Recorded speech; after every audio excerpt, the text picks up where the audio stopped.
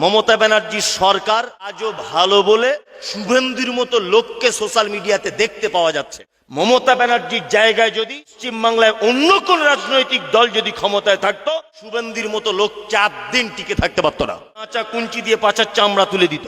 এখনো মমতা ব্যানার্জি, অভিষেক ব্যানার্জি এখনো অনেক ভালো, শুভেন্দুর মতো লোককে এখনো পর্যন্ত টিকতে দিয়েছে বাংলাতে। খুব সাবধানে থাকবেন। ওকে দেখে কি ভয় করব?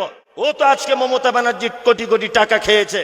ইডি সিবিআইয়ের তদন্তে চলে আসবে বলে বিজেপির দ্বারস্থ হয়েছে। ওর কি দাম আছে?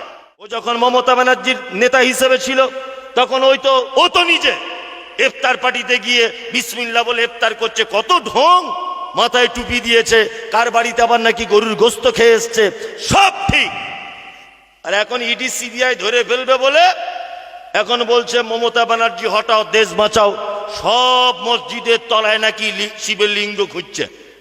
পশ্চিমবাংলার একটা গাধা খুব উল্টো পাল্টা বলছে, তার নাম হচ্ছে কি? শুভেন্দু অধিকারী। ও এমন ভাব দেখাচ্ছে মনে হচ্ছে ওর বাপের দেশ এটা, আর আমরা মনে হয় মানে পালিত পুত্রের মতো এসেছি।